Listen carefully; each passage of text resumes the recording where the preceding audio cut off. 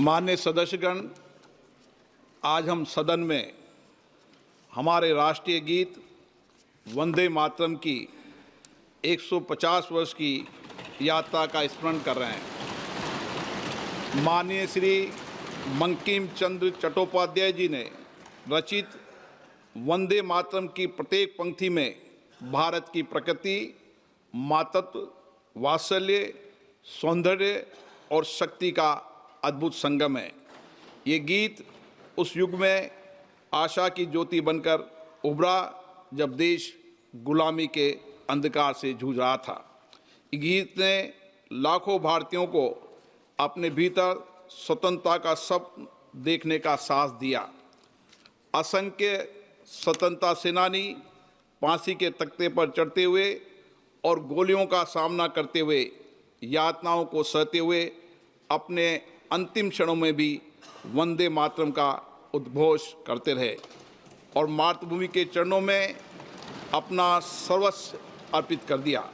आज हम उन याद अज्ञात सभी वीरों को प्रणाम करते हैं जिनके बलिदान ने वंदे मातरम को केवल एक गीत नहीं बल्कि राष्ट्रीय संकल्प का प्रतीक बना दिया। वंदे मातरम की ऊर्जा आज भी उतनी प्रखर है जितनी स्वतंत्रता संग्राम के दिनों में थी। अतः मैं माननीय प्रधानमंत्री जी से अनुरोध करता हूं कि वह इस विषय पर अपने विचार सदन को साझा करें।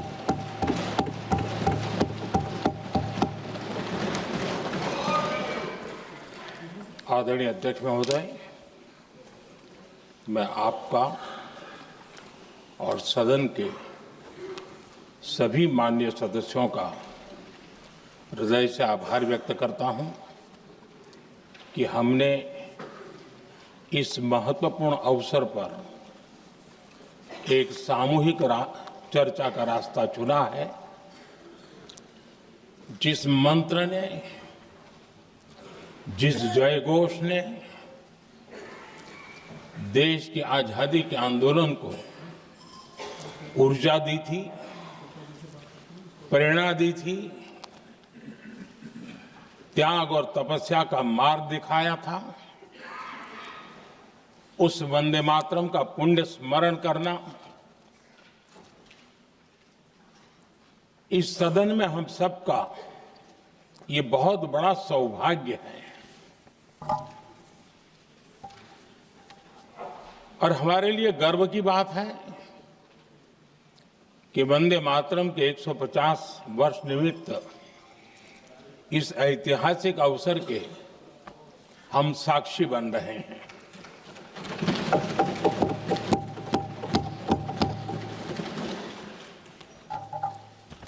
एक ऐसा कालखंड जो हमारे सामने इतिहास की अनगिनत घटनाओं को अपने सामने लेकर के आता है। ये चर्चा सदन की प्रतिबद्धता को तो प्रकट करेगी, लेकिन आने वाली पीढ़ियों के लिए भी, दर पीढ़ी के लिए भी ये शिक्षा का कारण बन सकती है अगर हम सब मिलकर के इसका सदुपयोग करें तो। आदरणीय अध्यक्ष जी, एक ऐसा कालखंड है जब इतिहास के कई प्रेरक अध्याय फिर से हमारे सामने उजागर हुए हैं। अभी अभी हमने हमारे संविधान के 75 वर्ष गौरवपूर्व मनाए हैं। आज देश सरदार वल्लभ भाई पटेल की और भगवान बिरसा मुंडा की 150वीं जयंती भी मना रहा है और अभी अभी हमने गुरु तेग बहादुर के 350वां बलिदान दिवस भी मनाया और आज हम वंदे मातरम की 150 वर्ष निमित्त सदन की एक सामूहिक ऊर्जा को उसकी अनुभूति करने का प्रयास कर रहे हैं। वंदे मातरम 150 वर्ष की यात्रा अनेक पड़ावों से गुजरी है, लेकिन आदरणीय अध्यक्ष जी, वंदे मातरम का जब 50 वर्ष हुए तब देश गुलामी में जीने के लिए मजबूर था और वंदे मातरम के 100 साल हुए तब देश आपातकाल की जंजीरों में जकड़ा हुआ था।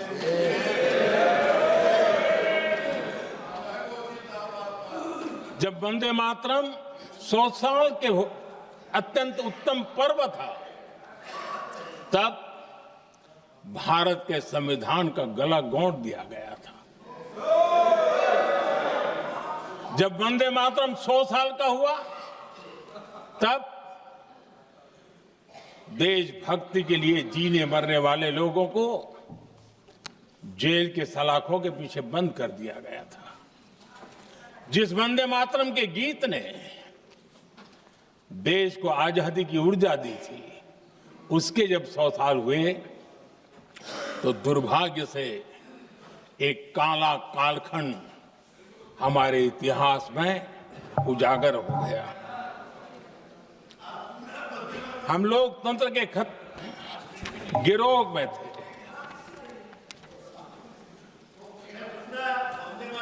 आदरणीय अध्यक्ष जी, 150 वर्ष उस महान अध्याय को, उस गौरव को पुनः स्थापित करने का अवसर है और मैं मानता हूं सदन ने भी और देश ने भी इस अवसर को जाने नहीं देना चाहिए। यही वंदे मातरम है जिसने 1947 में देश को आजादी दिलाई। स्वतंत्रता संग्राम का भावात्मक नेतृत्व इस वंदे मातरम के जयघोष में था। आदरणीय अध्यक्ष जी, आपके समक्ष आज जब मैं वंदे मातरम 150 निमित्त चर्चा के लिए आरंभ करने खड़ा हुआ हूं, यहां कोई पक्ष प्रतिपक्ष नहीं है, क्योंकि हम सब यहां जो बैठे हैं एक्चुअली हमारे लिए रण स्वीकार करने का अवसर है कि जिस वंदे मातरम के कारण लक्षावधि लोग आजादी का आंदोलन चला रहे थे और उसी का परिणाम है कि आज हम सब यहां बैठे हैं। और इसलिए हम सभी सांसदों के लिए, हम सभी जनप्रतिनिधियों के लिए वंदे मातरम के रण स्वीकार करने का ये पावन पर्व है।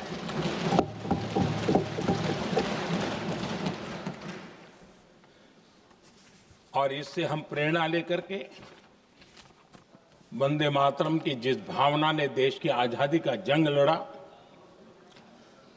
उत्तर दक्षिण पूर्व पश्चिम पूरा देश एक स्वर से वंदे मातरम बोल के आगे बढ़ा।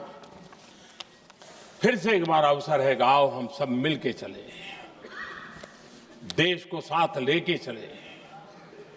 आजादी के दीवानों ने जो सपने देखे थे, उन सपनों को पूरा करने के लिए वंदे मातरम 150 हम सबकी प्रेरणा बने, हम सबकी ऊर्जा बने और देश आत्मनिर्भर बने। 2047 में विकसित भारत बना करके हम रहे, इस संकल्प को दोहराने के लिए ये वंदे मातरम हमारे लिए एक बहुत बड़ा अवसर है। आदरणीय अध्यक्ष जी, दादा तबीयत तो ठीक है ना? नहीं, कभी कभी इस उम्र में हो जाता है। आदरणीय अध्यक्ष जी, वंदे मातरम की इस यात्रा की शुरुआत बंकिम चंद्र जी ने 1875 में की थी और गीत ऐसे समय लिखा गया था जब 1857 के स्वातंत्र संग्राम के बाद अंग्रेज सल्तनत बौखलाई हुई थी, भारत पर भांति भांति के दबाव डाल रही थी, भांति भांति के जुल्म कर रही थी और भारत के लोगों को मजबूर किया जा रहा था अंग्रेजों के द्वारा। और उस समय उनका जो राष्ट्रीय गीत था, गॉड सेव द क्वीन, इसको भारत में घर घर पहुंचाने का एक षड्यंत्र चल रहा था। ऐसे समय बंकिम दा ने चुनौती दी और ईंट का जवाब पत्थर से दिया और उसमें से वंदे मातरम का जन्म हुआ।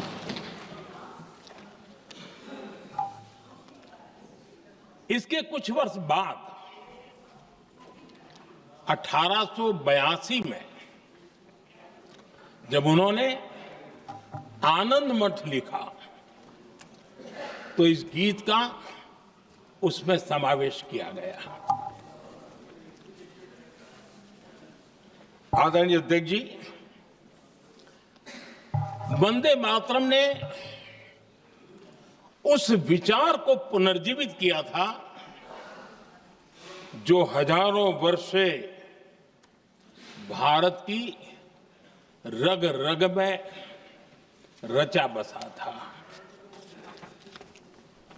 उसी भाव को, उसी संस्कारों को, उसी संस्कृति को, उसी परंपरा को उन्होंने बहुत ही उत्तम शब्दों में, उत्तम भाव के साथ वंदे मातरम के रूप में हम सबको बहुत बड़ी सौगात दी थी। वंदे मातरम ये सिर्फ केवल राजनीतिक आजादी की लड़ाई का मंत्र नहीं था। सिर्फ हम अंग्रेज जाए और हम खड़े हो जाए, अपने राह पर चले, इतने मात्र तक वंदे मातरम प्रेरित नहीं करता था, उससे कहीं आगे था। आजादी की लड़ाई इस मातृभूमि को मुक्त कराने का भी जंग था। अपनी मां भारती को उन बेड़ियों से मुक्ति दिलाने का एक पवित्र जंग था। और वंदे मातरम की पृष्ठभूमि हम देखें, उसके संस्कार सरिता देखें, तो हमारे यहां वेद काल से एक बात बार बार हमारे सामने आई है। जब वंदे मातरम कहते हैं तो वही वेद काल की बात हमें याद आती है। वेद काल से कहा गया है, माता भूमि ही पुत्रो अहम पृथिव्याः, अर्थात ये भूमि मेरी माता है और मैं पृथ्वी का पुत्र हूं। आदरणीय अध्यक्ष जी, यही वो विचार है जिसको प्रभु श्री राम ने भी लंका के वैभव को छोड़ते हुए कहा था, जननी जन्मभूमिश्च स्वर्गादपि गरीयसी।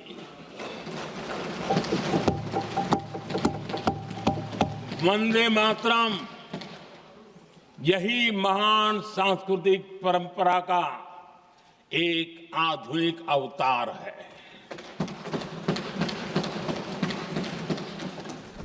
आदरणीय अध्यक्ष जी, बंकिम दा ने जब वंदे मातरम की रचना की तो स्वाभाविक ही वो स्वतंत्रता आंदोलन का स्वर बन गया।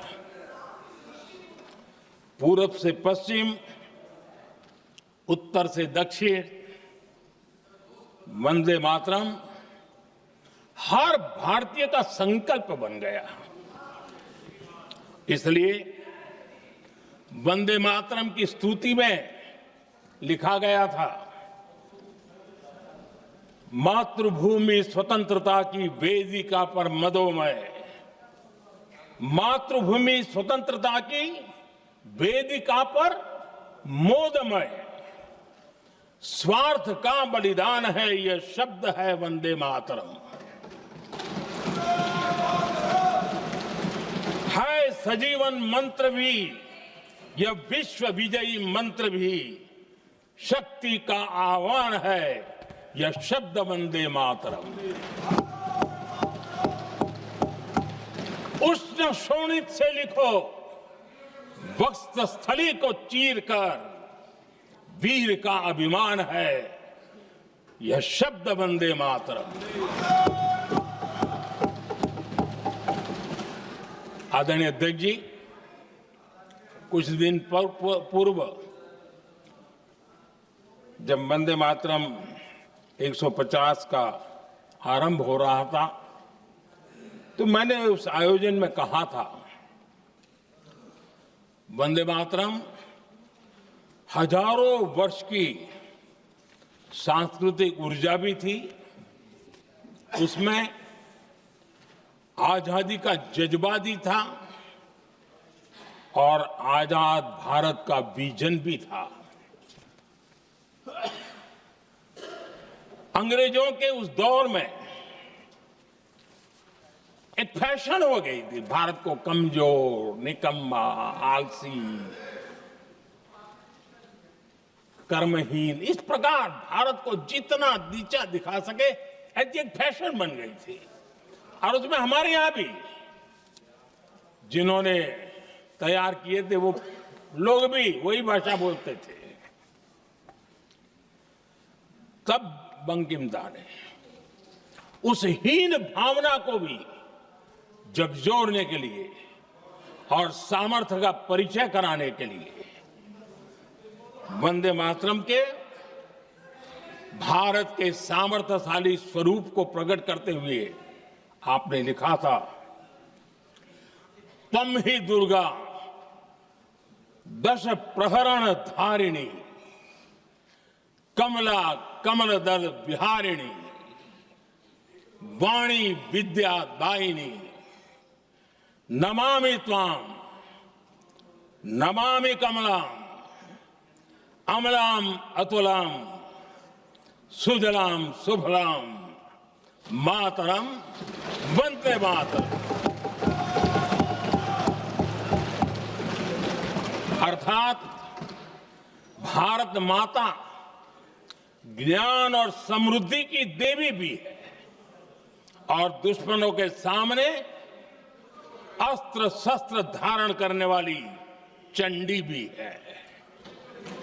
अध्यक्ष जी, ये शब्द, ये भाव, ये प्रेरणा गुलामी की हताशा में हम भारतीयों को हौसला देने वाले थे। इन वाक्यों ने तब करोड़ों देशवासियों को यह एहसास कराया कि लड़ाई किसी जमीन के टुकड़े के लिए नहीं है, ये लड़ाई सिर्फ सत्ता के सिंहासन को कब्जा करने के लिए नहीं है,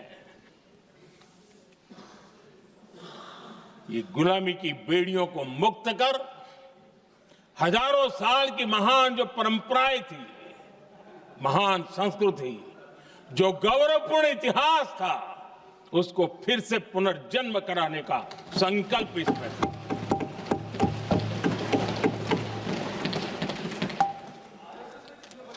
आदरणीय अध्यक्ष जी,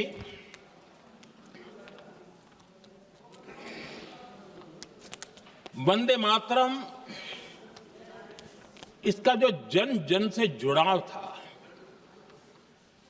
ये हमारे स्वतंत्र संग्राम की एक लंबी गाथा अभिव्यक्त होती है। आदरणीय अध्यक्ष जी, जब भी जैसे किसी नदी की चर्चा होती है, चाहे सिंधु हो, सरस्वती हो, कावेरी हो, गोदावरी हो, गंगा हो, यमुना हो, उस नदी के साथ एक सांस्कृतिक धारा प्रवाह, एक विकास यात्रा का धारा प्रवाह, एक जन जीवन की यात्रा का प्रवाह उसके साथ जुड़ जाता है।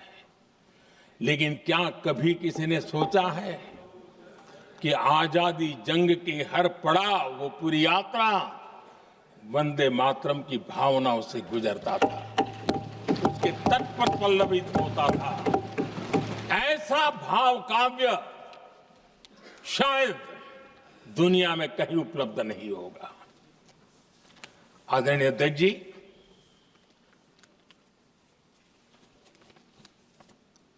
अंग्रेज समझ चुके थे कि 1857 के बाद लंबे समय तक भारत में टिकना उनके लिए मुश्किल लग रहा था। और जिस प्रकार से वो अपने सपने लेकर के आए थे, तब उनको लगा कि जब तक भारत को बांटेंगे नहीं, जब तक भारत को टुकड़ों में नहीं बांटेंगे, भारत में ही लोगों को एक दूसरे से लड़ाएंगे नहीं, तब तक यहां राज करना मुश्किल है। और अंग्रेजों ने बांटो और राज करो इस रास्ते को चुना और उन्होंने बंगाल को इसकी प्रयोगशाला बनाया,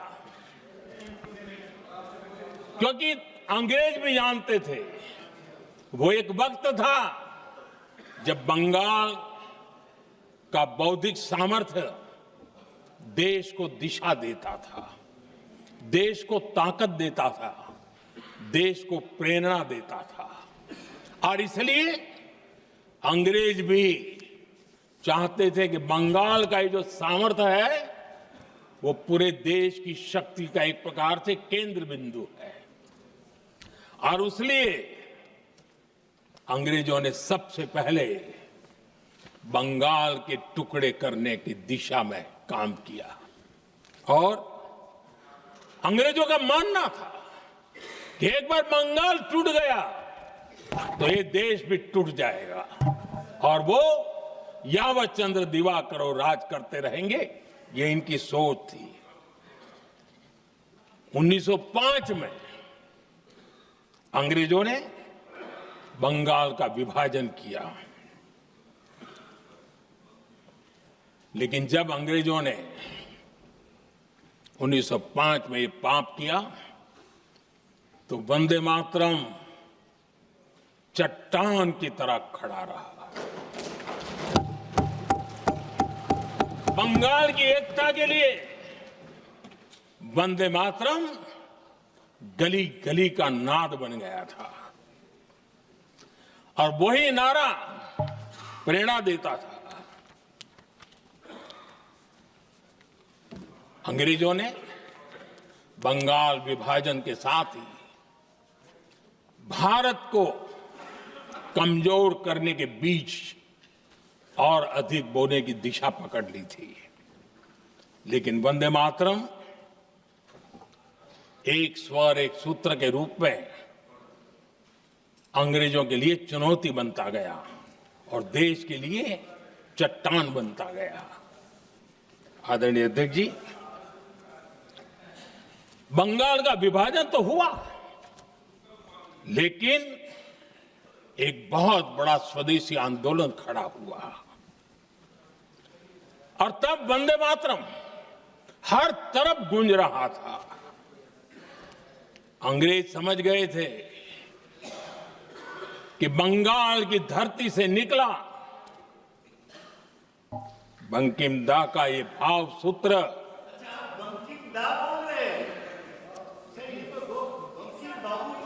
बंकिम बाबू बोले। अच्छा, thank you thank you thank you thank you thank you, आपकी भावनाओं के लिए मैं आदर करता हूं। बंकिम बाबू ने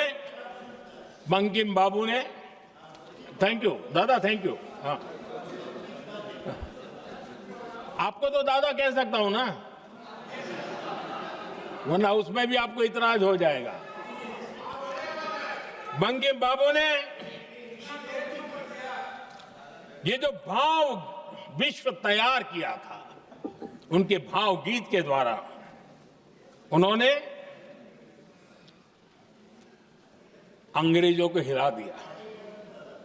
और अंग्रेजों ने देखिए कितनी कमजोरी होगी और इस गीत की ताकत कितनी होगी, अंग्रेजों ने उसको कानूनी रूप से प्रतिबंध लगाने के लिए मजबूर होना पड़ा था। गाने पर सजा, छापने पर सजा, इतना ही नहीं, वंदे मातरम शब्द बोलने पर भी सजा। इतने कठोर कानून लागू कर दिए गए थे। हमारे देश की आजादी के आंदोलन में सैकड़ों महिलाओं ने नेतृत्व किया, लक्षावधि महिलाओं ने योगदान दिया। एक घटना का मैं जिक्र करना चाहता हूं। 22 साल में वंदे मातरम गाने पर सर्वाधिक जुल्म हुए थे। वो 22 साल आज भारत का हिस्सा नहीं रहा है, और उस समय 22 साल की हमारी माताएं, बहनें, बच्चे मैदान में उतरी थी वंदे मातरम के स्वाभिमान के लिए। इस प्रतिबंध के विरोध में लड़ाई के मैदान में उतरी थी। और तब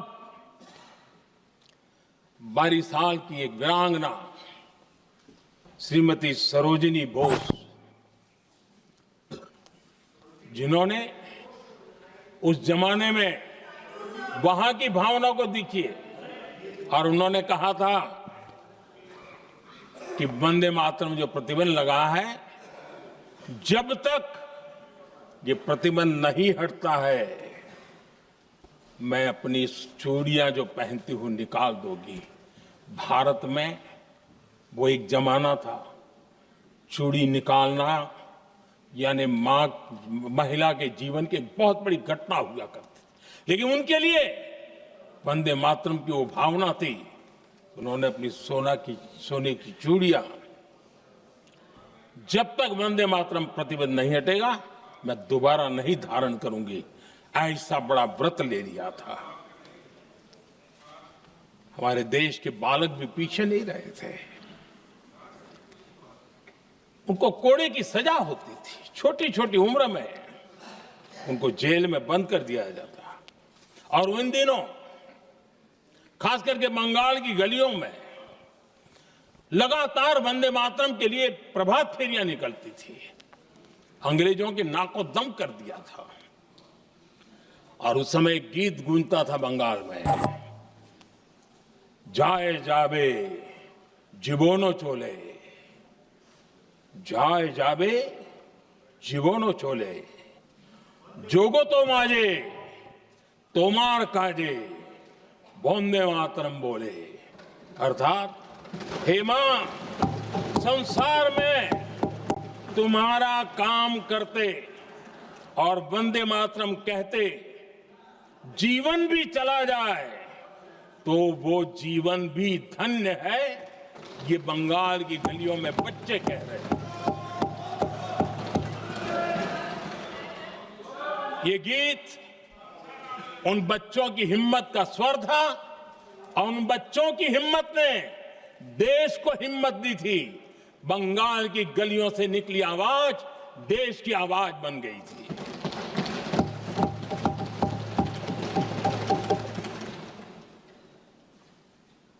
1905 में फरीदपुर के गांव में बहुत छोटी छोटी उम्र के बच्चे जब वंदे मातरम के नारे लगा रहे थे, अंग्रेजों ने बेरहमी से उन पर कोड़े मारे थे। यानी एक प्रकार से जीवन और मृत्यु के बीच लड़ाई लड़ने के लिए मजबूर कर दिया था, इतना अत्याचार हुआ था। 1906 में नागपुर में नील सिटी हाई स्कूल के उन बच्चों पर भी अंग्रेजों ने ऐसे ही जुल्म किए थे। गुनाह यही था कि वो एक स्वर से वंदे मातरम बोल करके खड़े हो गए थे। उन्हें वंदे मातरम के लिए मंत्र का महात्म्य अपनी ताकत से सिद्ध करने का प्रयास किया था। हमारे जांबाज सपूत बिना किसी डर के फांसी के तख्त पर चढ़ते थे और आखिरी सांस तक वंदे मातरम, वंदे मातरम, वंदे मातरम, यही उनका भाव घोष रहता था। खुदीराम बोस, मदनलाल ढींगरा, राम प्रसाद बिस्मल, अशफाक उल्लाह खान, रोशन सिंह, राजेंद्र नाथ लाहिड़ी, रामकृष्ण विश्वास, अनगिनत जिन्होंने वंदे मातरम कहते कहते फांसी के फंदे को अपने गले पर लगाया था। लेकिन देखिए, ये अलग अलग जेलों में होता था, अलग अलग इलाकों में होता था। प्रक्रिया करने वाले चेहरे अलग थे, लोग अलग थे। जिन पर जुल्म हो रहा था उनकी भाषा भी अलग थी, लेकिन एक भारत श्रेष्ठ भारत, इन सब का मंत्र एक ही था, वंदे मातरम।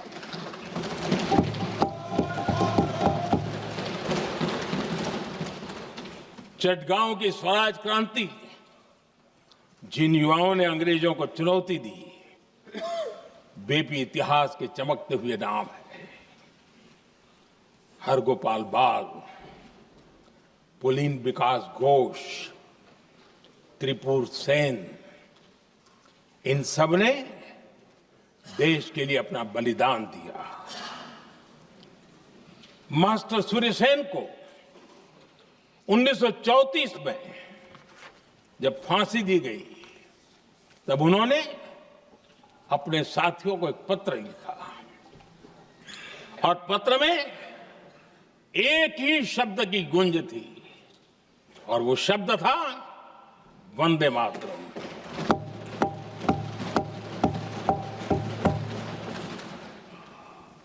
आदरणीय अध्यक्ष जी, हम देशवासियों को गर्व होना चाहिए। दुनिया के इतिहास में कहीं पर भी ऐसा कोई काव्य नहीं हो सकता, ऐसा कोई भावगीत नहीं हो सकता जो सदियों तक एक लक्ष्य के लिए कोटि कोटि जनों को प्रेरित करता हो और जीवन आहूत करने के लिए निकल पड़ते हो। दुनिया में ऐसा कोई भावगीत नहीं हो सकता जो वंदे मातरम। पूरे विश्व को पता होना चाहिए कि गुलामी के कालखंड में भी ऐसे लोग हमारे यहां पैदा होते थे जो इस प्रकार के भावगीत की रचना कर सकते थे। ये विश्व के लिए अजूबा है, हमें गर्व से कहना चाहिए, तब दुनिया भी मानना शुरू करेगी।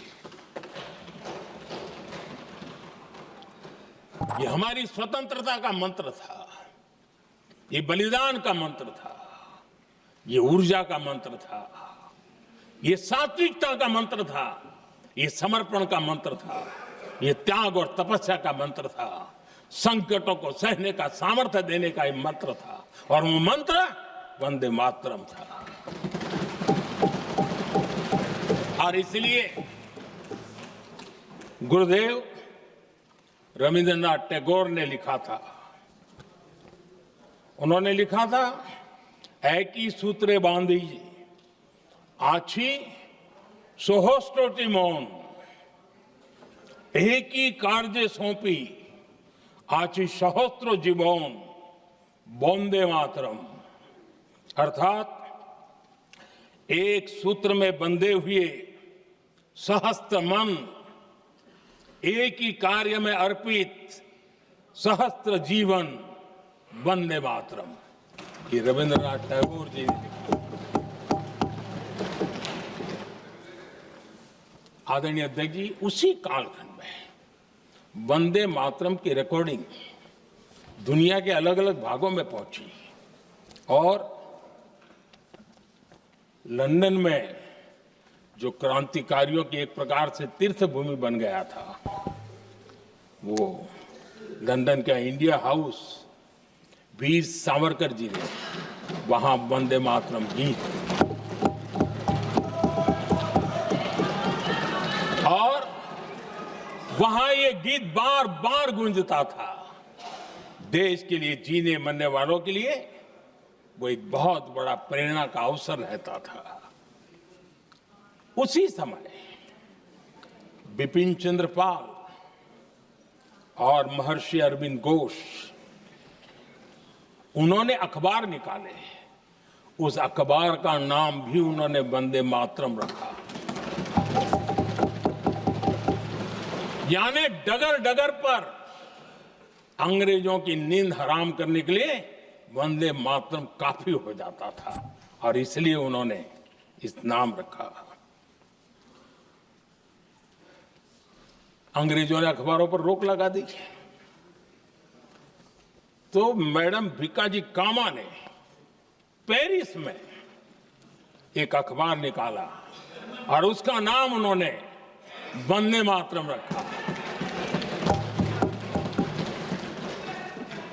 आदरणीय अध्यक्ष जी, वंदे मातरम ने भारत को स्वावलंबन का रास्ता भी दिखाया।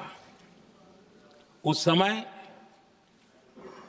माचिस की डिबिया, मैच बॉक्स, वहां से लेकर के बड़े बड़े शिप, उस पर भी वंदे मातरम लिखने की परंपरा बनी और बाहरी कंपनियों को चुनौती देने का एक माध्यम बन गया, स्वदेशी का एक मंत्र बन गया।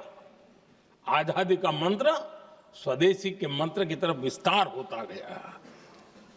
आदरणीय अध्यक्ष जी, मैं एक और घटना का जिक्र भी करना चाहता हूं। 1907 में जब वीओ चिदम्बरम पिल्लाई, उन्होंने स्वदेशी कंपनी का जहाज बना तो उस पर भी लिखा था वंदे मातरम।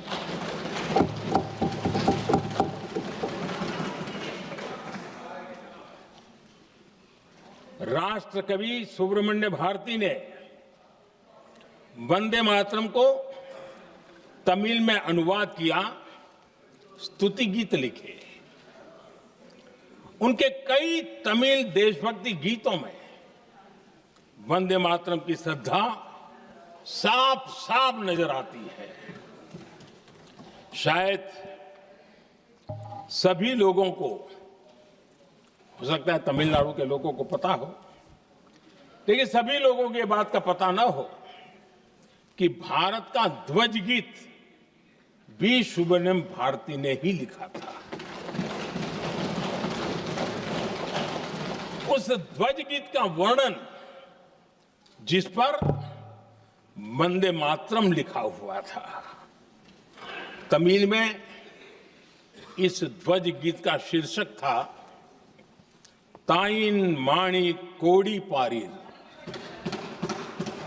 ताळंदु पणिंदु पुलहिंद्रु वारीर। अर्थात देश प्रेमियों, दर्शन कर लो, सविनय अभिनंदन कर लो, मेरी मां की दिव्य ध्वजा का वंदन कर लो।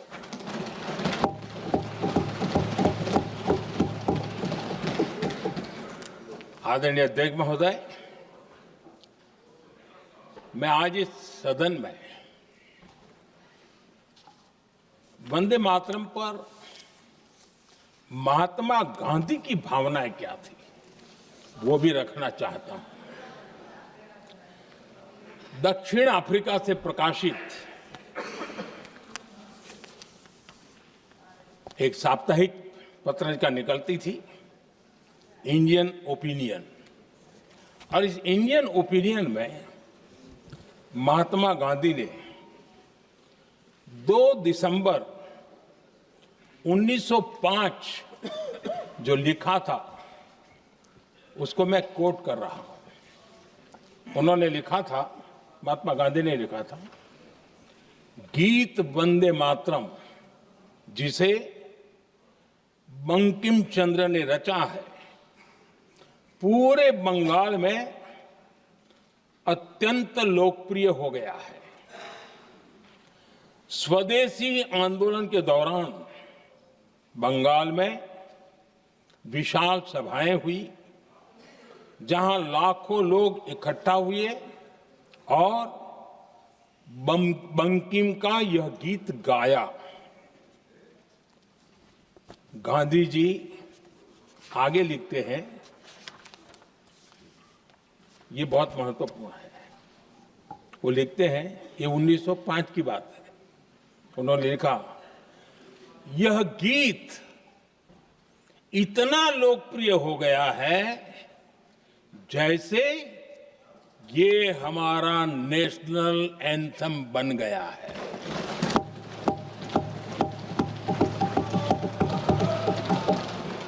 इसकी भावनाएं महान है और यह अन्य राष्ट्रों के गीतों से अधिक मधुर है। इसका एकमात्र उद्देश्य हम में देशभक्ति की भावना जगाना है। यह भारत को मां के रूप में देखता है और उसकी स्तुति करता है। अध्यक्ष जी, जो वंदे मातरम 1905 में महात्मा गांधी को नेशनल एंथम के रूप में दिखता था, देश के हर कोने में, हर व्यक्ति के जीवन में जो भी देश के लिए जीता जानता, देश के लिए जागता था, उन सब के लिए वंदे मातरम की ताकत बहुत बड़ी थी। वंदे मातरम इतना महान था, जिसकी भावना इतनी महान थी, तो फिर पिछली सदी में इसके साथ इतना बड़ा अन्याय क्यों हुआ?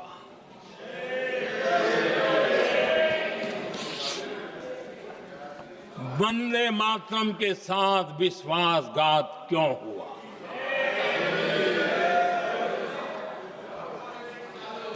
ये अन्याय क्यों हुआ? वो कौन सी ताकत थी जिसकी इच्छा खुद पूज्य बापू की भावनाओं पर भी भारी पड़ गई,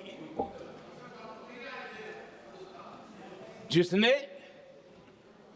वंदे मातरम जैसी पवित्र भावना को भी विवादों में घसीट दिया? मैं समझता हूं कि आज जब हम वंदे मातरम के 150 वर्ष का पर्व मना रहे हैं, चर्चा कर रहे हैं, तो हमें उन परिस्थितियों को भी हमारी नई पीढ़ियों को जरूर बताना हमारा दायित्व है, जिससे के वजह से वंदे मातरम के साथ विश्वासघात किया गया। वंदे मातरम के प्रति मुस्लिम लीग की विरोध की राजनीति तेज होती जा रही थी। मोहम्मद अली जिन्ना ने लखनऊ से 15 अक्टूबर 1937 को वंदे मातरम के विरुद्ध का नारा बुलंद किया। फिर कांग्रेस के तत्कालीन अध्यक्ष जवाहरलाल नेहरू को अपना सिंहासन डोलता दिखा। बजाय कि नेहरू जी मुस्लिम लीग के आधारहीन बयानों को तगड़ा जवाब देते, करारा जवाब देते, मुस्लिम लीग के बयानों की निंदा करते,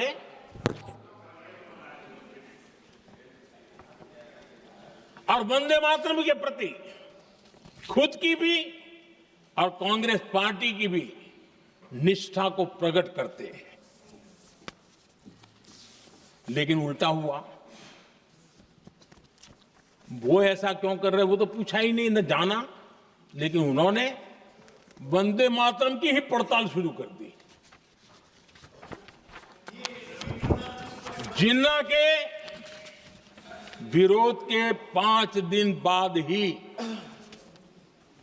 20 अक्टूबर को नेहरू जी ने नेताजी सुभाष बाबू को चिट्ठी लिखी। उस चिट्ठी में जिन्ना की भावना से नेहरू जी अपनी सहमति जताते हुए कि वंदे मातरम की, ये जो उन्होंने सुभाष बाबू को लिखा है, वंदे मातरम की आनंद मठ वाली पृष्ठभूमि मुसलमानों को इरिटेट कर सकती है। मैं नेहरू जी का कोट पढ़ता हूं। नेहरू जी कहते हैं, मैंने वंदे मातरम गीत का बैकग्राउंड पढ़ा है। नेहरू जी फिर लिखते हैं, मुझे लगता है कि ये जो बैकग्राउंड है इससे मुस्लिम भड़केंगे। साथियों, इसके बाद कांग्रेस की तरफ से बयान आया कि 26 अक्टूबर से कांग्रेस कार्य समिति की एक बैठक कोलकाता में होगी, जिसमें वंदे मातरम के उपयोग की समीक्षा की जाएगी। बंकिम बाबू का बंगाल, बंकिम बाबू का कोलकाता, और उसको चुना गया और वहां पर समीक्षा करना तय किया। पूरा देश हतप्रभ था, पूरा देश हैरान था। पूरे देश में देशभक्तों ने इस प्रस्ताव के विरोध में देश के कोने कोने में प्रभात फेरियां निकाली, वंदे मातरम गीत गाया। लेकिन देश का दुर्भाग्य कि 26 अक्टूबर को कांग्रेस ने वंदे मातरम पर समझौता कर लिया।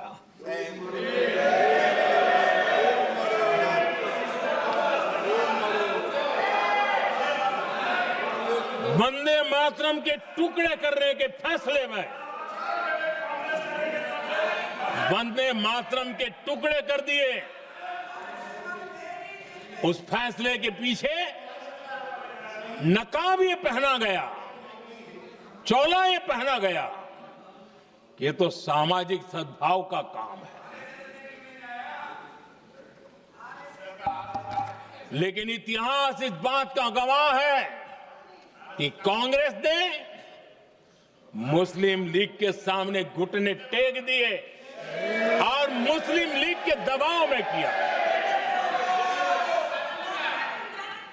और कांग्रेस का ये तुष्टीकरण की राजनीति को साधने का एक तरीका था। आदरणीय अध्यक्ष जी, तुष्टीकरण की राजनीति के दबाव में कांग्रेस वंदे मातरम के बंटवारे के लिए झुकी। इसलिए कांग्रेस को एक दिन भारत के बंटवारे के लिए झुकना पड़ा।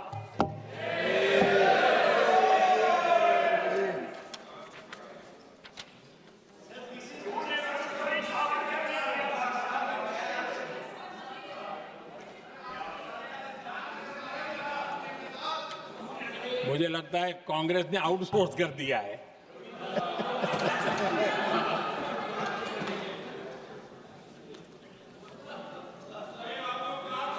दुर्भाग्य से कांग्रेस की नीतियां वैसी की वैसी थी है, और इतना ही नहीं, आईएनसी चलते चलते एमएमसी हो गया है।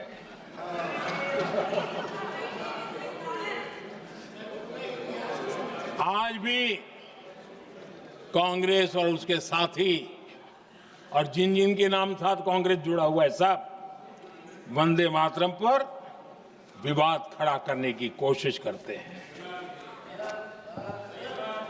आदरणीय अध्यक्ष महोदय, किसी भी राष्ट्र का चरित्र, उसकी जीवटता, उसके अच्छे कालखंड से ज्यादा जब चुनौतियों का कालखंड होता है,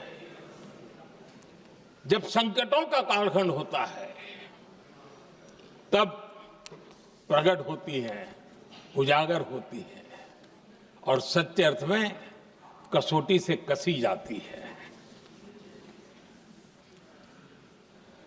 जब कसौटी का काल आता है, तब ही ये सिद्ध होता है कि हम कितने दृढ़ हैं, कितने सशक्त हैं, कितने सामर्थ्यवान हैं। 1947 में देश आजाद होने के बाद देश की चुनौतियां बदली, देश की प्राथमिकताएं बदली, लेकिन देश का चरित्र, देश की जीवटता वही रही, वही प्रेरणा मिलती रही। भारत पर जब जब संकट आए, देश हर बार वंदे मातरम की भावना के साथ आगे बढ़ा।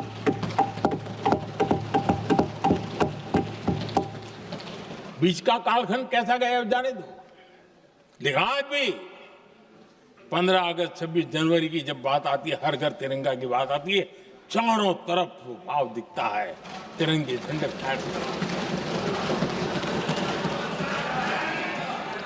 एक जमाना था जब देश पर खाद्य का संकट आया, वही वंदे मातरम का भाव था।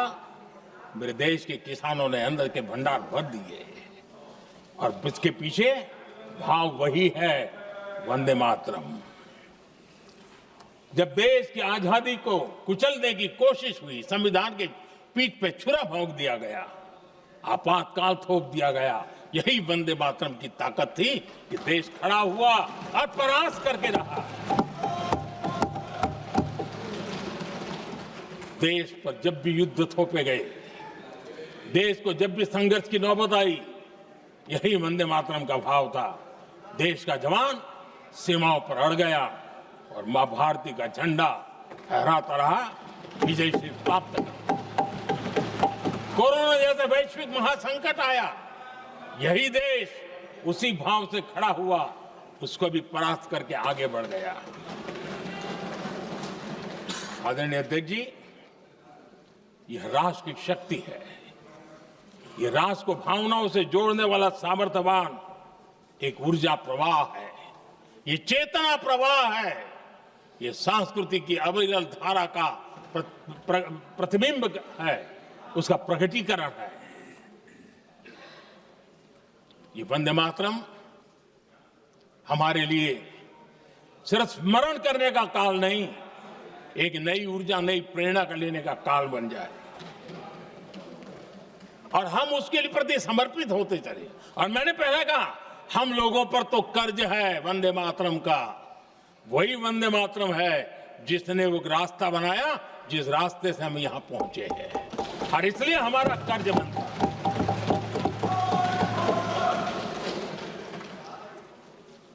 भारत हर चुनौतियों को पार करने में सामर्थ्य है। वंदे मातरम के भाव की वो ताकत है। वंदे मातरम ये सिर्फ गीत या भावगीत नहीं, ये हमारे लिए प्रेरणा है। राष्ट्र के प्रति कर्तव्यों के लिए हमें झकझोरने वाला काम है और इसलिए हमें निरंतर इसको करते रहना होगा। हम आत्मनिर्भर भारत का सपना लेकर के चल रहे हैं, इसको पूरा कर रहा है। वंदे मातरम हमारी प्रेरणा है। हम स्वदेशी आंदोलन को ताकत देना चाहते हैं, समय बदला होगा, रूप बदले होंगे, लेकिन पूज्य गांधी ने जो भाव व्यक्त किया था उस भाव की ताकत आज भी मौजूद है और वंदे मातरम हमें जोड़ता है। देश के महापुरुषों का सपना था स्वतंत्र भारत का।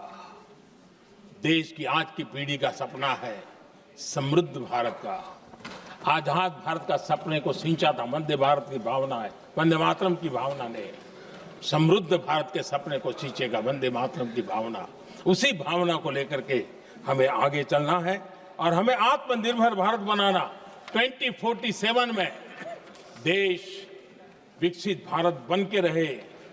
अगर आजादी के 50 साल पहले कोई आजाद भारत का सपना देख सकता था तो 25 साल पहले हम भी तो समृद्ध भारत का सपना देख सकते हैं, विकसित भारत का सपना देख सकते हैं और इस सपने के लिए अपने आप को खपा भी सकते हैं। इसी मंत्र, इसी संकल्प के साथ वंदे मातरम हमें प्रेरणा देता रहे। वंदे मातरम का हम रण स्वीकार करें, वंदे मातरम की भावना को लेकर के चले, देशवासियों को साथ लेकर के चले, हम सब मिलकर के चले, इस सपने को पूरा करें। इसी एक भाव के साथ ये चर्चा का आज आरंभ हो रहा है। मुझे पूरा विश्वास है कि दोनों सदनों में देश के अंदर वो भाव भरने वाला कारण बनेगा, देश को प्रेरित करने वाला कारण बनेगा, देश की नई पीढ़ी को ऊर्जा देने का कारण बनेगा। इन्हीं शब्दों के साथ आपने मुझे अवसर दिया, मैं आपका बहुत बहुत आभार व्यक्त करता हूं। बहुत बहुत धन्यवाद। वंदे